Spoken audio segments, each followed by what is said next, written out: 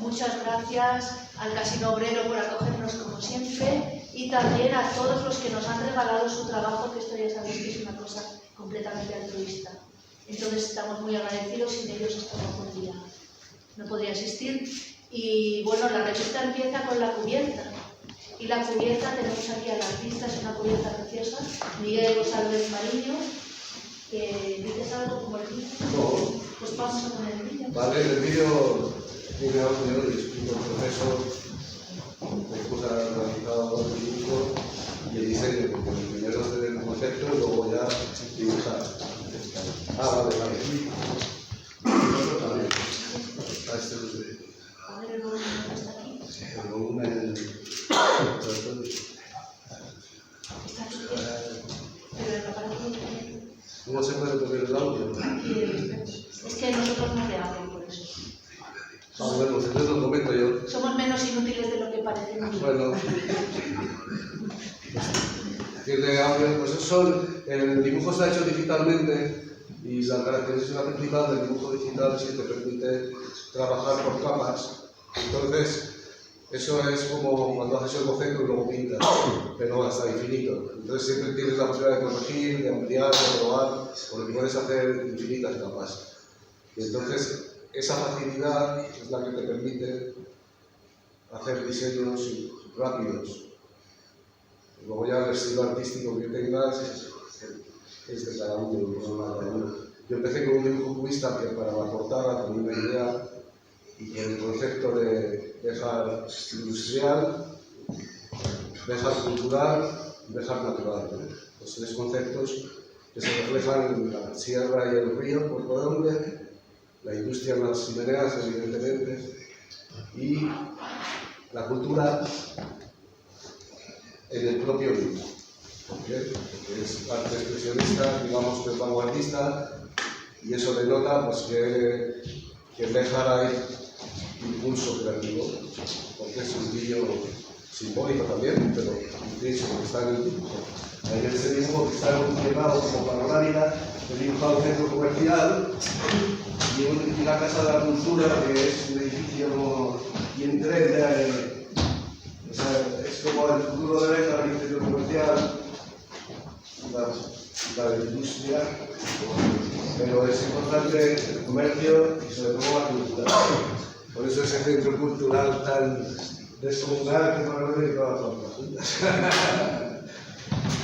Bueno, pues el simbolismo, claro, los símbolos son imprescindibles, porque el dibujo sin significado es, digamos, muy pobre. Aquí, ahora se están viendo, pero es que claro, yo estaba mirando los vídeos. Lo tenía grabado, tiene un audio interesante, lo podéis ver en YouTube, tengo un canal y podéis verlo cuando queráis. Además lo podéis poner en la tele. ¿Ves? Ahí se tiene una versión, hay con los hombres de Burgos, y luego he hecho otra franquista que la llamo yo, con tíos con puros y tal, mirando ahí las fábricas todas con la bandera española para simular los años de la dictadura. Y luego he hecho a los hombres de Burgos fumando y tomando champán, también, pero ya por divertirme yo cuando estaba haciendo los dibujos. ¿No ves? Ahí estamos probando. Otra característica de lo digital es que te permite recurrir a documentación gráfica con muchísima facilidad. Y no solo eso. Por ejemplo, buscar fotografías o similitudes. Eso es impresionante. El otro día miré por detrás de una foto de mis tatarabuelos, un sello de París, y descubrí fotos con el mismo atrezo y el mismo estudio. Estaban hechas allí y dices, oh, una persona del siglo XIX. Y bueno, muy interesante. Ahí es como ya cuando una vez está aprobada la portada, ya me he recreado el dibujo, he dicho, voy a ampliar eso, por una vez.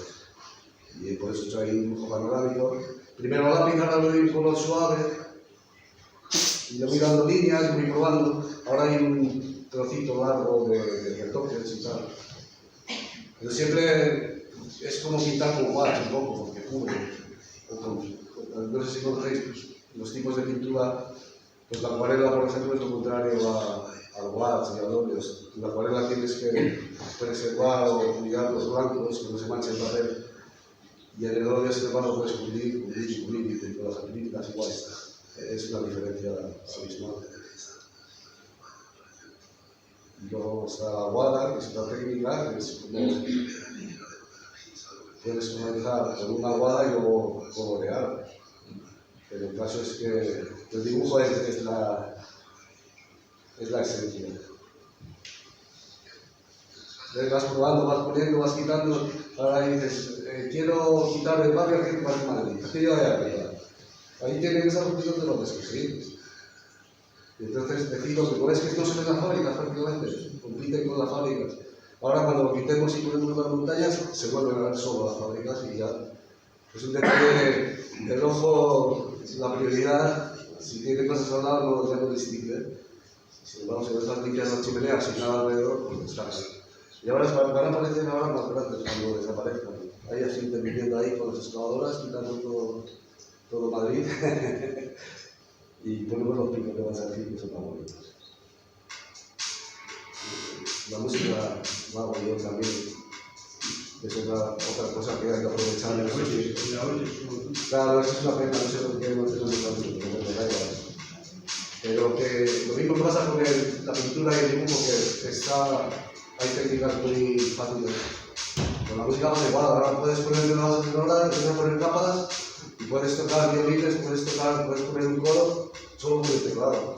Porque transformas lo que tocas en el teclado en lo que quieres. Entonces puedes componer con una facilidad extrema. Puedes grabarte una melodía y duplicar la capa y decir, ahora esto lo va a cantar una chica, duplicar la capa. Ahora que lo va a cantar una guitarra eléctrica y ahora unos trompetas. Y eso lo haces ahí. Pero esta música la podés, no es una idea única. Es aceptable.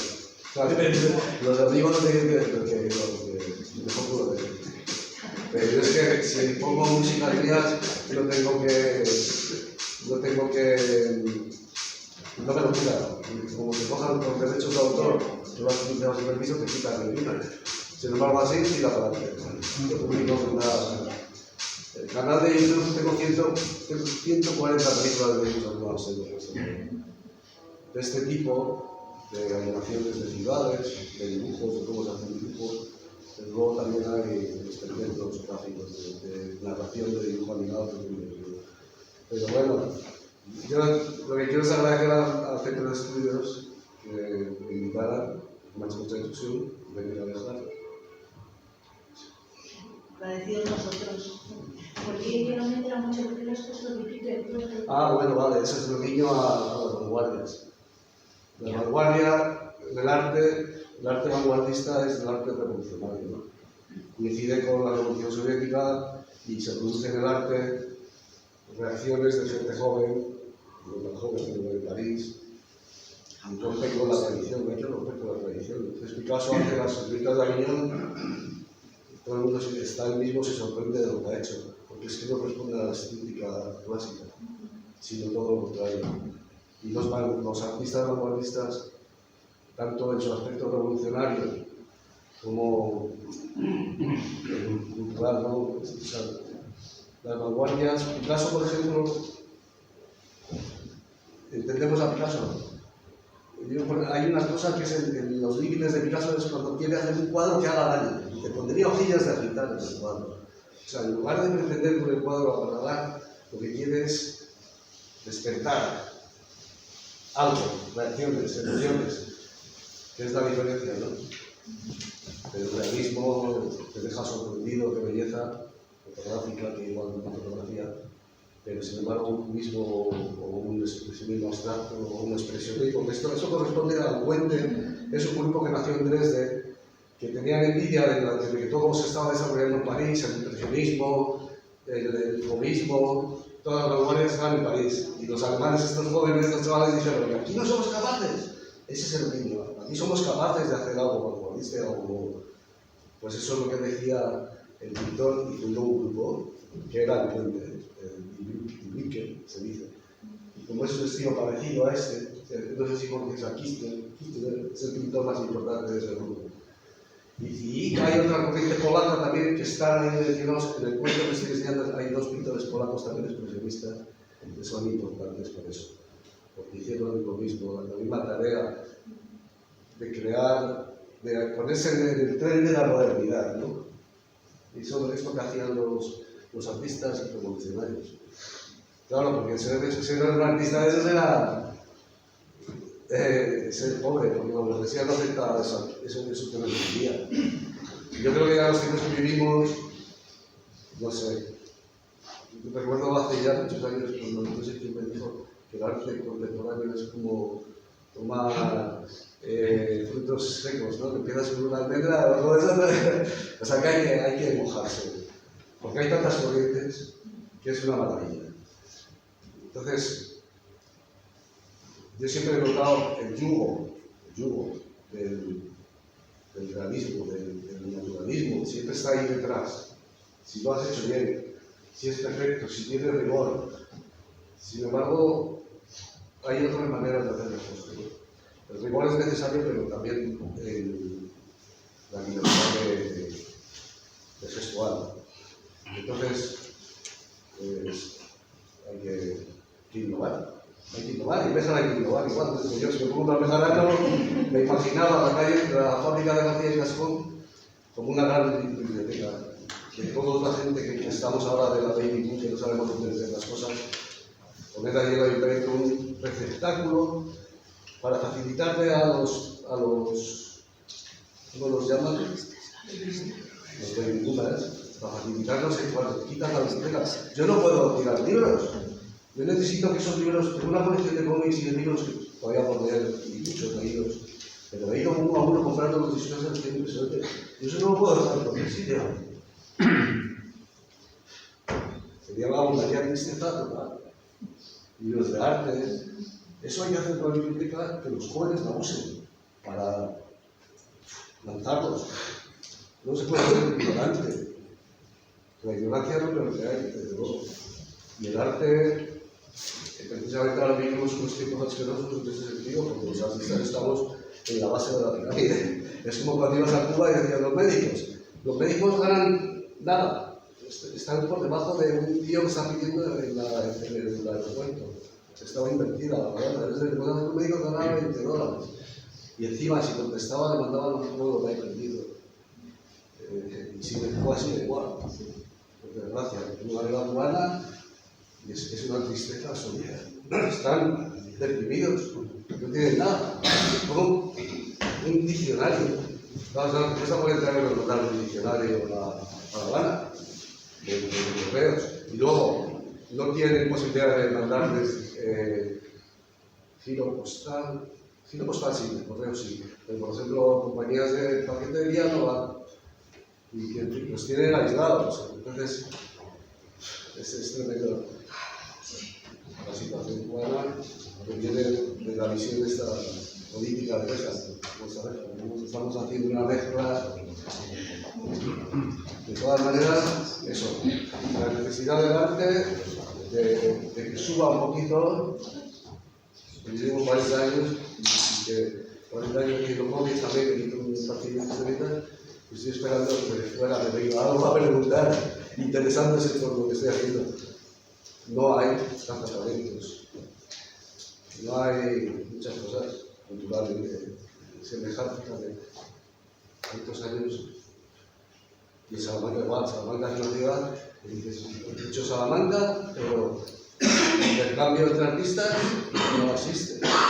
Y es lo más importante. El grupo este del puente, precisamente, fíjate si estaban unidos, que recitaban a Nietzsche todos juntos ahí y pintaban el mismo estilo. O sea, porque Kirchner, el otro, al estar juntos y al conversar y al comentarse unos a los otros las cosas, consiguieron tener un estilo homogéneo.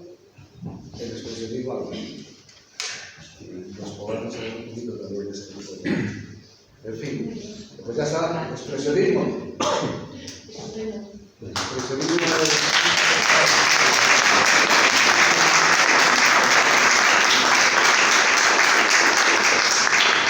Muchísimas gracias, Miguel. Vale. Continuamos con... Vamos allá. Entonces ya me siento, ¿no? Sí. Vale, bien.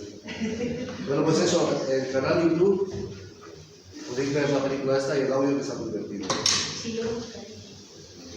Y esto es igual, ¿eh? La salida del dibujo digital es que tú lo haces en una tablet, en un ordenador, pero lo puedes escribir en cualquier superficie. Si te quieres hacer un Un sofá con este tapado.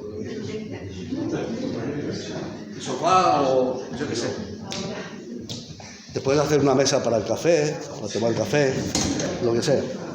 Pues nada, Bueno. agradecimiento una vez más y también, por supuesto, a quien económicamente nos ha permitido sacar este número, que es la Diputación, la excelentísima Diputación Provincial de Salamanca, que en los últimos años nos costea la revista, con lo cual nos permite poder hacer otros proyectos, porque si no, nuestra asignación prácticamente no llega del todo al valor a lo que cuesta la revista, que además han subido mucho las cuestiones de ediciones y tal.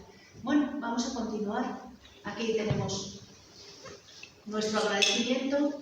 Los intervinientes, bueno, acaba de intervenir Miguel y ahora vienen después, no pueden estar aquí los autores, pero tenemos un trabajo muy interesante de Óscar Rivadeneira sobre Palaciente de Ruperto Sánchez Gil, que está en la Plaza Mayor. Muy interesante, además es un trabajo muy bien escrito, como todos los de Óscar. Después tenemos uno de Gonzalo Santonja, un inglés en la España de los Reyes Católicos, es también muy interesante la visión de un inglés que vino a España pues un poco comandado por los reyes ingleses. Luego tenemos Béjar y el Centro de Estudios Salmantinos, José María Hernández Díaz, que ha vuelto a lamentar hoy no poder venir. Y el siguiente trabajo es el de Javier y Guzmán Comas, el lavadero de lanas de San Benito del Congosto en un plano de 1818. El plano lo tenemos aquí en la revista suelto, porque además es un formato que permite ver muy bien. Javier, ¿nos cuentas algo brevemente? Sí, como tú quieras. Sí. Pero muy breve, Sí, ¿no? ¿Qué más? Sí. Bueno, el objetivo del Centro de Estudios Bejarano es no solo publicar estudios sobre Béjar, sino también pues, sobre pueblos de alrededor, sobre pueblos de su zona de influencia. Nosotros ya empezamos a estudiar algunas cosas del puente de Congosto y yo, como sabéis, pues normalmente estudio el tema de las instalaciones textiles. Entonces, para hacer un artículo, pues hay dos formas de hacerlo. Puede ser que conozcas ya todos los ingredientes y que esos ingredientes, una vez tenidos, los sumes y saques el artículo, o juntes y saques el artículo. Otra opción que a mí me gusta mucho pues es descubrir un documento, un plano, algo del cual conoces muy poco y irle rellenando la historia, ¿no? En este caso, mi coautor, Guzmán Comas, pues descubrió en el Archivo Histórico Nacional el plano que os ha mostrado Pepa, que es un plano de un lavadero que hubo en el puente Congosto, que se fundó en 1818 y desapareció prácticamente en 1840. Es un plano que se hizo con motivo de un pleito, porque cuando se montaba un lavadero de lana, siempre los pueblos que estaban debajo en el río, pues no les apetecía mucho que se pusiera esa instalación porque era bastante contaminante. Bien es verdad que la capacidad de depuración de un río como el Tormes pues era bastante grande, ¿no? Entonces, pues Guzmán descubrió este plano y a través de este plano fuimos rellenando la historia, ¿no? Al principio fue muy difícil. El lavadero el lavadero estaba, yendo hacia el puente del Congosto, dirección Madrid, pasas el puente nuevo y a la derecha hay abajo un campo de fútbol, unas instalaciones deportivas. Bueno, pues eso blanco, esa cerca blanca que hay ahí, es la que delimita más o menos donde estuvo el lavadero. Hay que tener en cuenta que en aquella época no existía todavía ese puente, con lo cual el lavadero cogía esa zona, tampoco existían las numerosas casas que hay ahora, y entonces el recinto, hemos calculado nosotros que podía tener unos 2.500 metros cuadrados, aunque otro autor habla de más metros cuadrados. Bien, pues la historia, que fue en principio difícil de construir porque no queda nada, ahí no queda nada, o sea, queda el prado y no quedó nada. Pero en el plano, si pasas la siguiente, ahí, en el plano que hizo un mexicano, Francisco de Paula de la Vega, que fue un mexicano no cualquiera, era un arquitecto mexicano que había estudiado en México, pero que luego se graduó también en la Academia de San Fernando de Madrid, con lo cual era un arquitecto con garantías. Entonces, con motivo de uno de los pleitos, el fundador de este lavadero, Benito Felipe de Gaminde, pues le hizo hacer un plano donde no solo viene lo que era el lavadero y sus instalaciones solamente esbozadas, ¿no?, sino que también viene, aunque no se ve ahí, en el plano se ve bien, cómo era el pueblo en 1818. Entonces hemos investigado los habitantes que tenía y otras cosas, y hemos investigado las distintas partes que tenía un lavadero de lana. Lo más complicado y lo más difícil ha sido, yo conocía cómo era un lavadero de lana pues en el siglo XVII, XVIII, hay estudios muy buenos de Pons y de otros, pero en el siglo XIX ya empieza a cambiar la tecnología y ya el sistema de una caldera, unos tinos y tal, ya lo que se llamaba el escaldado de la lana ya empieza a cambiarse por sistemas maquinarios. Viene la revolución industrial. Y entonces, nosotros nos ha costado mucho, pero lo hemos logrado delimitar, que ya no se seguía todavía el sistema más o menos antiguo en el lavadero del Puente de Mosto. Hay que pensar que cuando empezaron a cambiar las cosas, resulta que España tuvo la guerra de la independencia. Previamente en Francia había habido la Revolución Francesa a finales del XVIII, la guerra de la independencia española a principios del XIX, y eso arrasó todo. De tal forma que tardaron en llegar las nuevas tecnologías de lavado de lana y otro tipo de tecnologías textiles. Concretamente, hasta 1840, lo hemos delimitado, que ya desaparece el lavadero, no llegan las nuevas tecnologías de lavado a España. Y eso además ha costado mucho, pero indagando en libros antiguos, que a veces ha sido difícil de conseguir, pero los hemos conseguido, y entonces hemos visto eso. Benito Felipe de Gaminde era un industrial bilbaíno que, entre otras cosas, nos hemos sorprendido porque al reunir documentación también fundó un lavadero de lana en Barco de Ávila a principios del siglo XIX.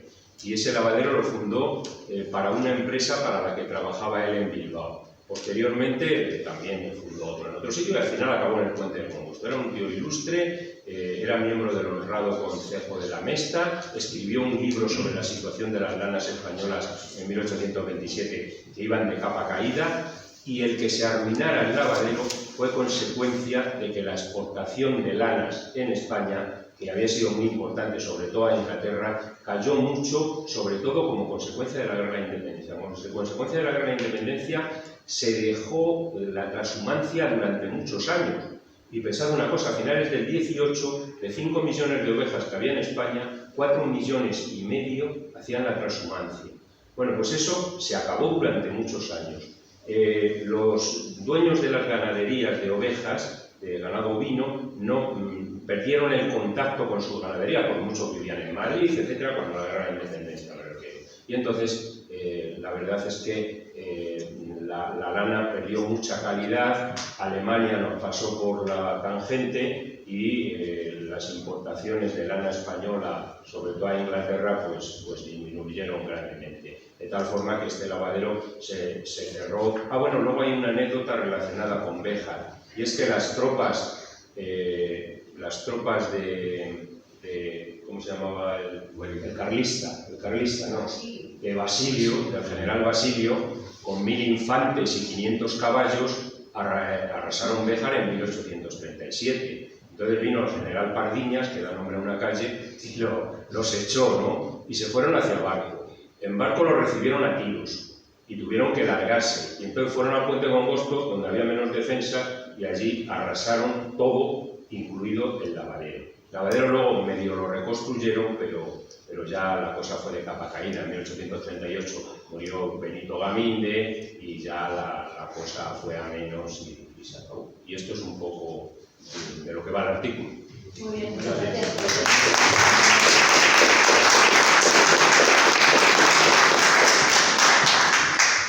Muy interesante, por supuesto.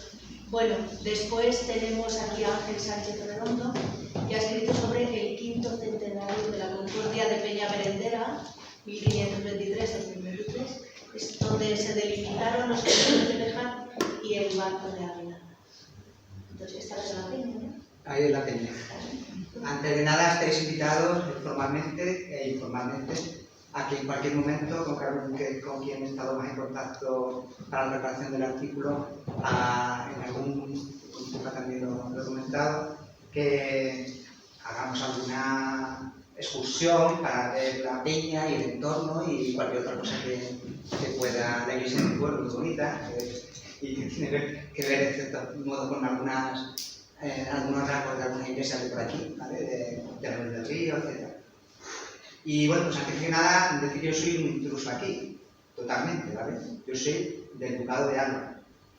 Aquí estamos en el Ducado de Béjar. Y eso es precisamente una concordia que trató de poner paz y fin al conflicto, que debía haber habido muchos en los siglos anteriores.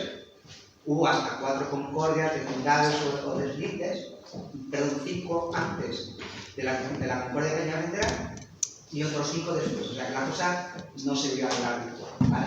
La cuestión es que el 17 de octubre de 1523 se firma una concordia para tratar de delimitar esas límites que en realidad afectaban a Solana de Béjar en aquel momento, ahora se llama Solana de Ávila, y Santiago de la Valle, que es mi pueblo y mi prima que me acompaña, que está solamente a 1 kilómetro, ¿vale? Pero Solana pertenecía al Ducado de Béjar y Santiago al Ducado de Alba en su señorío de la Corneja, que era, aquí quizá lo sepáis, yo que vivo en Córdoba, evidentemente no lo sabe casi nadie o nadie, es el señorío de la Corneja el primer título que tiene lo que luego van a ser los duques de Alba 100 años antes aproximadamente de ser condes de Alba y después duques de Alba, ¿vale? Entonces, ese señorío de Valdecorneja formaba parte, perdón, la zona nuestra, de Santiago de la Valle y Puerto Castilla, formaba parte de la villa y tierra del Barco de Ávila, igual que Solana pertenecía a la villa y tierra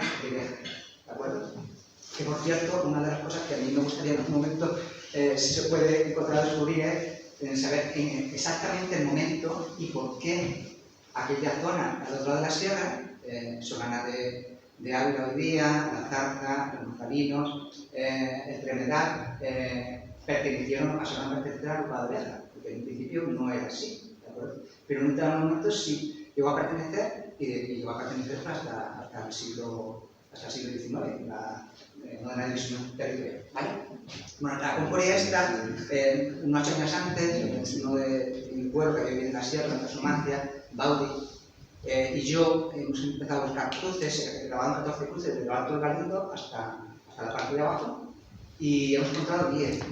Encontrar cada una de ellas, la verdad, casi una situación muy grande. Él conocía ya un par de ellas porque vivía en la Somacia hasta los 22 años, durante varios meses en la sierra, por lo cual la conocía bien, para mí es un acompañamiento y pues sigue siendo maravilloso. Y nada, de la escritura del artículo, bueno, pues ves documentos y un poco de ese corriente, porque fue todo muy precipitado después del verano, que fue cuando puse en contacto con ellos, con el Centro de Estudios Bejarano. Agradezco muchísimo la oportunidad de precisamente haber dado difusión y de haberle dado mucha difusión. La charla que di aquí hace el 25 de octubre, me parece que fue, no, de octubre, está grabada en YouTube y creo que no se puede ver. Y para mí lo más saltable a nivel innovador, creo, a lo mejor me equivoco, porque yo no soy ningún experto en esta cuestión, es que reparé que lo que en los privilegios reales de 1193, 1205, 1114, en la que se van estableciendo los límites entre Plasencia y el alfoz de Ávila, el alfoz de Plasencia, que engloba también de Béjar en un determinado momento hasta que después se separan al final del siglo XIII, ¿vale? Pues aparecía siempre el puerto de Serí o Arabal o Arbalda. El Arabal o Arbalda, el Aravalle, para quien no lo sepa, el Aravalle es el afluente con mayor caudal del Tormes, ¿vale? Que nace en lo alto de la sierra, el Aravalle, el Jerte y el Cuerpo de Hombre, la divisoria de Aravalle. El Jerte hacia Cáceres, el Aravalle es el valle que va desde el puerto de Tornavacas hasta su desembocadura del río Aravalle, en el puente de la Soceña, un puente precioso, por cierto, el Barco de Ávila. No es puente romano, no es romano, que está allí en Andal Castillo, y leyendo detenidamente cada uno de esos privilegios, pues digo, oye, el puente de Sevilla, Guarabalda, no es el puerto de Torreblanca como Jesús Muñoz o Juan Muñoz, me parece que era cronista general de Béjar, en los años 30 del siglo XX, dice, y como en ningún otro sitio lleva, sino que el puerto de Sevilla Guarabalda no es el puerto de Torreblanca, según mi conclusión, que puede estar equivocado, pero que alguien me demuestre lo contrario. Y eso que sí que tengo razón, en el artículo lo trato de justificar, ¿vale? Y que estaría más o menos en esa zona de divisoria precisamente de esos tres nacimientos de esos tres, ¿vale? De lo que sería la rosquilla de Galicia. Y nada más, simplemente que esto no se ha terminado desde mi punto de vista, sino que me abro y estoy dispuesta, aunque como digo yo soy del otro lado, pero bueno, del otro lado ni siquiera de Somana, soy de pero bueno, que no me importará, y de hecho estaré encantado de tratar de descubrir, he manejado me parece que han sido 3 concordias o 20, de tratar de descubrir otras más, ¿vale? Y de algunas cosillas que he hablado con Carmen, que yo vivo en Córdoba, que resulta que hay unas relaciones casuales entre Béjar, mi pueblo Santiago de Valle y Córdoba, y entonces pues alguna cosilla por ahí se ha caído, ¿vale? No quiero decir que igual para tener un poquito la así que encantado de estar aquí y muchas gracias por todo. Muchas gracias.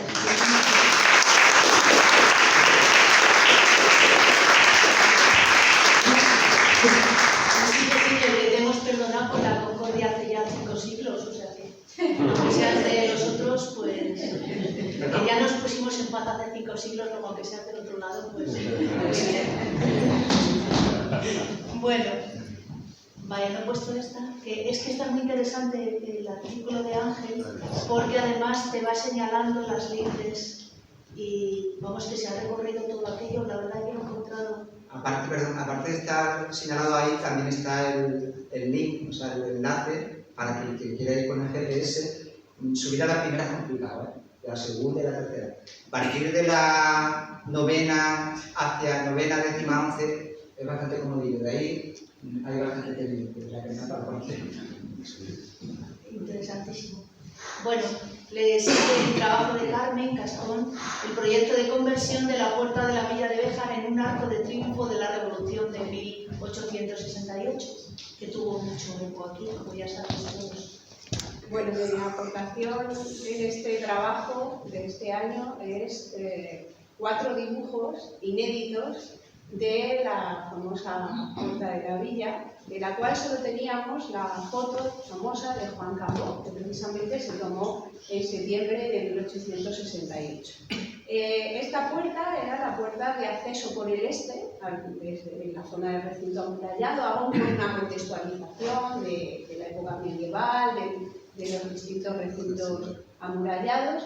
Y en el siglo XVI, digamos que se decoró, se transformó en como un telón de bienvenida a los forasteros que venían a Béjar, y se decoró con esa, bueno, ya lo hemos visto en la fotografía de Cambó, pero ahí se ve perfectamente las 5 abejas, el escudo de las 5 abejas, con la corona ducal y 2 angelotes. Ahí, bueno, los dibujantes ahí se han tomado algunas licencias, eran unos angelotes, ¿no?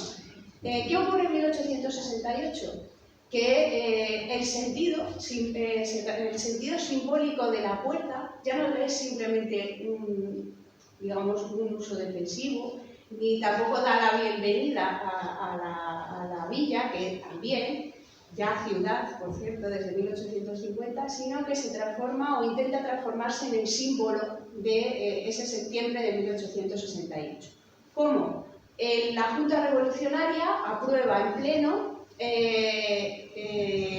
que se contrate a un artista para que se adorne de tal manera que se ponga una placa conmemorativa y unas palmas cruzadas, era la idea que tenían, para transformarlo en un arco del triunfo, como vemos. El primer dibujo, el dibujo de la izquierda que veis, es el dibujo que se mandó desde el ayuntamiento a un artista madrileño, no era un artista cualquiera, era Pedro Nicoli, era un italiano, que tenía un estudio, un estudio en Madrid, y que, por ejemplo, para que nos hagamos una idea de su importancia, fue el autor de la estatua de Cervantes en Alcalá de Henares. O sea, que no estaban tratando con un artista de escaso pelaje, sino que era un artista de primer orden.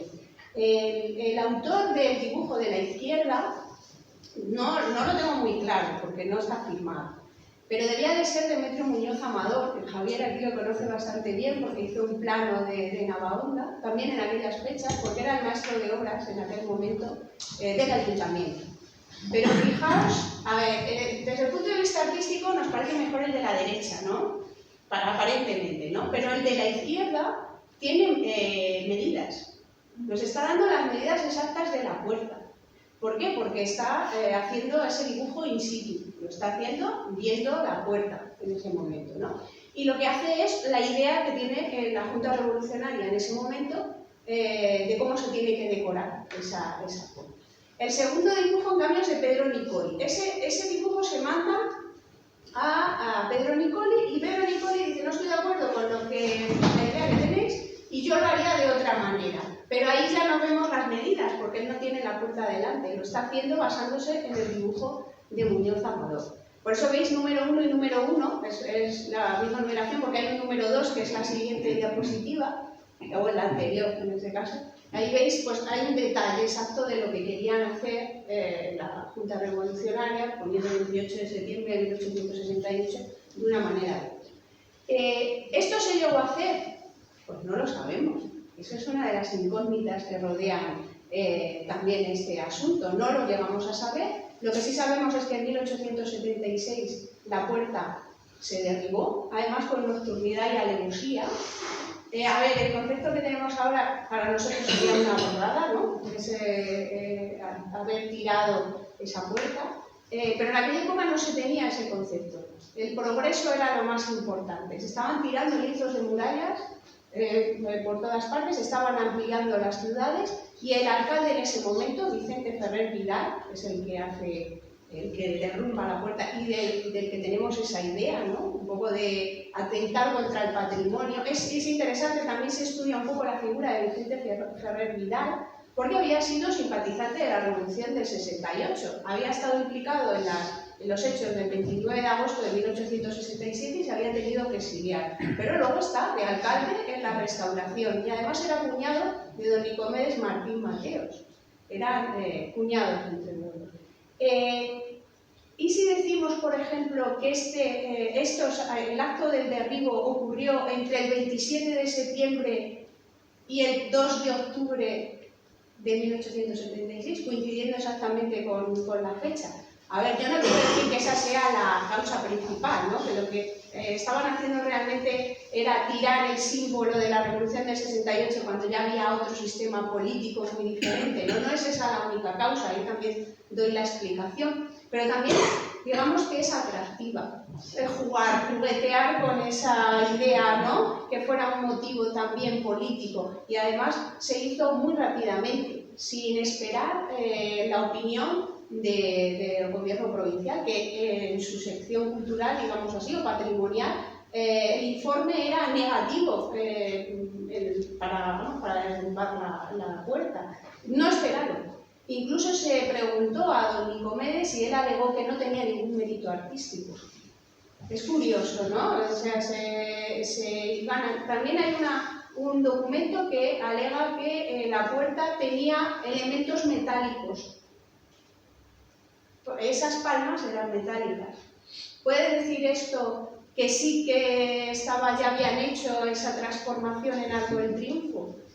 Tendremos que esperar a otra documentación. Pero eso es mi principal aporte a la revista de este año. Muchísimas gracias, está muy bien.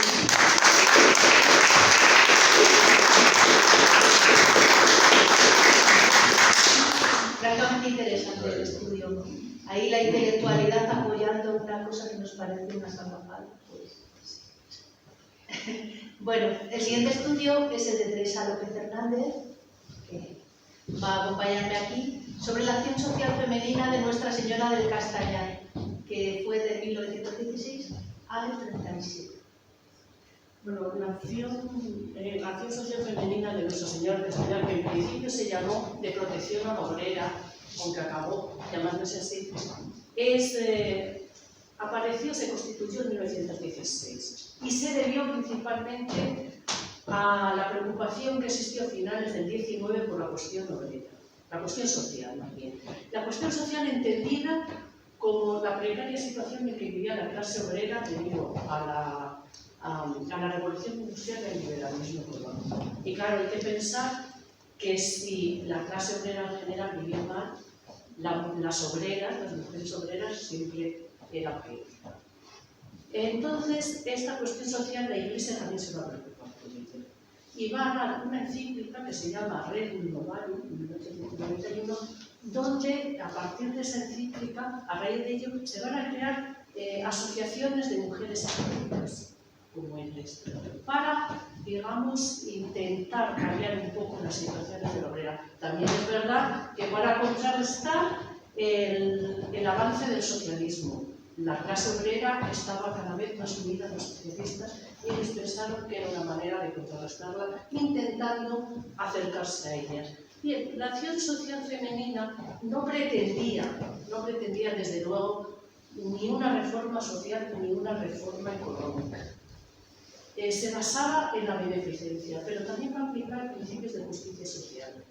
Principios de justicia social entendida sobre todo por aportar una educación a las obreras, una educación básica, eso sí, junto a una instrucción religiosa, moral y religiosa, pero también intentando minimizar los abusos que se producían en el seno del trabajo y también mejorando las condiciones laborales.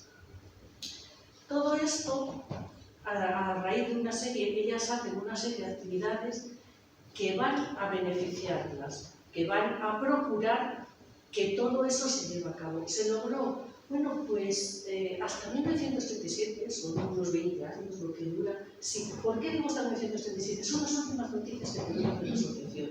No se sabe si duró más o no. Las últimas noticias son del 37. Yo quiero creer, es la posibilidad, que probablemente toda esta actividad fue luego asumida por otras asociaciones de acción católica o bien por aquellas instituciones que hizo el régimen franquista de asistencia social.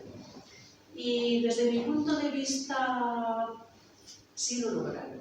Es verdad que con una instrumentación ideológica, sí, pero sí que lograron en el terreno personal y en el terreno laboral que las obreras tuvieran una serie de beneficios y apoyaron una serie de asociaciones que a ellas les beneficiaron. Yo espero que cuando ustedes lo lean estén de acuerdo conmigo, pues pueden discrepar de que no fue así. Pero, y ahora hay una teoría sobre el feminismo, lo que se puede considerar una acción feminista católica.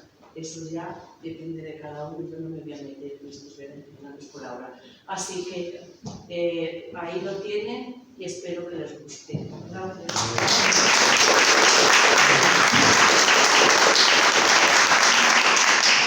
Muchas gracias, Teresa, está muy bien también. Bueno, luego tenemos a Ramón Sánchez Gómez, surgimiento y desarrollo de la industria de curtidos en Puerto de Béjar en el siglo XIX. No ha venido, ¿no? Hay un vídeo. Ah, ¿está aquí? Sí. Es que eso me parecía así, sí, está aquí. Es que no se va a oír. Es que a lo mejor, no sé, subirle y no me da los datos. Oye, no sé.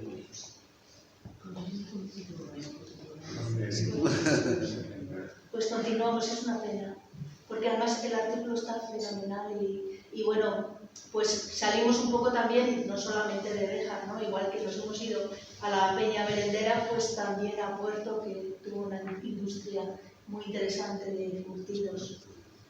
Bueno, el estudio siguiente es sobre la cuarta condesa de las Navas, venta del patrimonio y viaje a las Batuecas, es de Ramón Martín Rodrigo, que no puede acompañarnos esta tarde. Y es interesante también esta señora que al final vino a Béjar, ella se quedó viuda y como tenía patrimonio, pues por lo que vendió y demás, hizo un viaje interesante y está más o menos narrado a esta zona tan magnífica de las Batuecas, también muy aconsejable. su lectura. Después tenemos los jardines pintados en los palacios de Béjar, de Francisco García Martín. Está también muy interesante, son jardines imaginados, jardines que están en la mente del artista y que decoraban los palacios. Otra persona que no puede estar porque ya se ha marchado a Estados Unidos es Josefa Baez Ramos. Ella, que además es la autora de un interesantísimo estudio, una biografía de Jesús Cizcaray, que hemos publicado este año, es el número 10 de nuestra colección de biografías de la colección Don Francés de Zúñiga, y también ha escrito un artículo sobre este autor que da para mucho, fue muy interesante aquí en la revista, también muy documentado como es ella, que ha ido incluso a México a seguirle la pista a Jesús Cizcaray. Tenemos a Anselmo Rosales, que sí que nos acompaña. Anselmo Rosales Montero nos hace una relectura de las ciudades de Saronada de Pío Baroja, un libro de 1910. Entonces, muchas gracias por venir.